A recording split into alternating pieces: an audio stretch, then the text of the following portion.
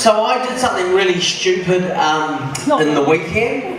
I attempted the Auckland Half Marathon. Who did that? Yeah. Did you do the whole or the half, my friend? I watched. What?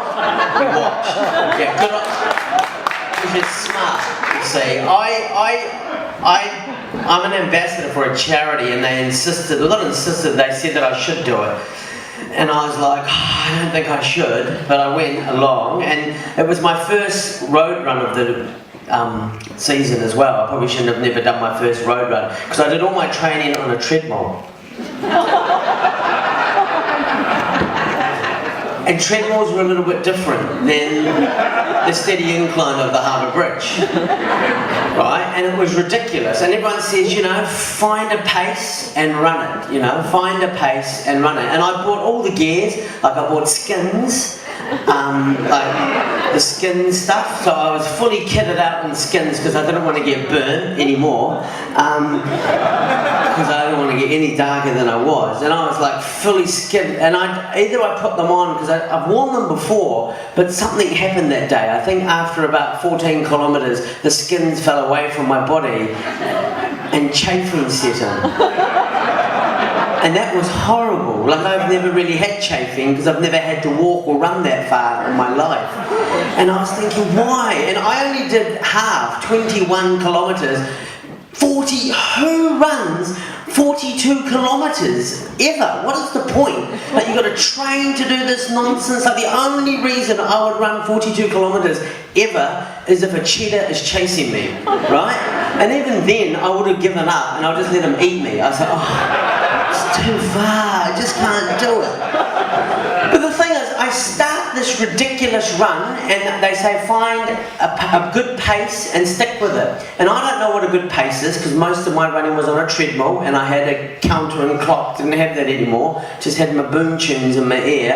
And then I saw a lady, an older woman, like really lovely, probably 80 maybe, right? No, and she was hunched over like this and she was running like this, like.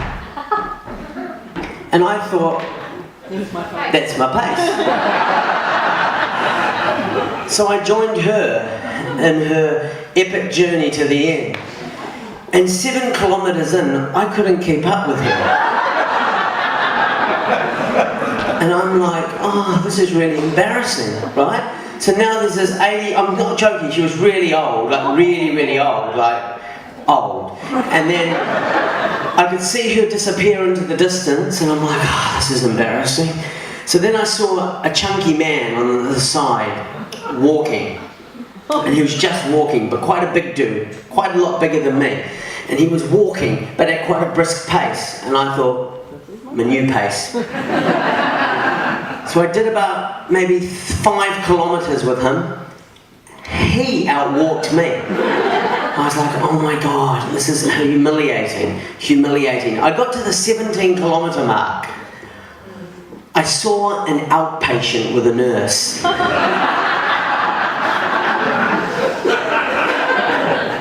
That was my pace.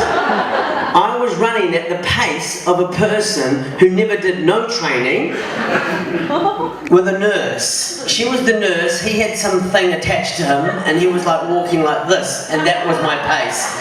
And I'm doing all the walking and my chafing now. I'm at 20 kilometres, I'm chafing like nobody's business. I'm meeting lots of people now because I'm just chatting away because I can't do anything else. And people are like, oh, the chafing, oh, you should wait till the water hits it. And in the afternoon I discovered what they meant, right? I was like, it really does sting. But as I finished, I yelled out to people, stay in school, children, you know? Don't try this at home. It's the most ridiculous thing anyone, you don't need to do half marathons, ladies and gentlemen. There's no point, our bodies are, and the thing is, when I started, I saw people with their legs with tape on them, like they're keeping all their body parts together, like strapped and taped. And I'm like, are you mental? Like, I wouldn't run with a plaster on my knee, and it looks like they're keeping all their body parts together with masking tape. I'm like, that, you guys are dumb. Just stop that stuff, mate. Yeah, but the half marathon, not cool.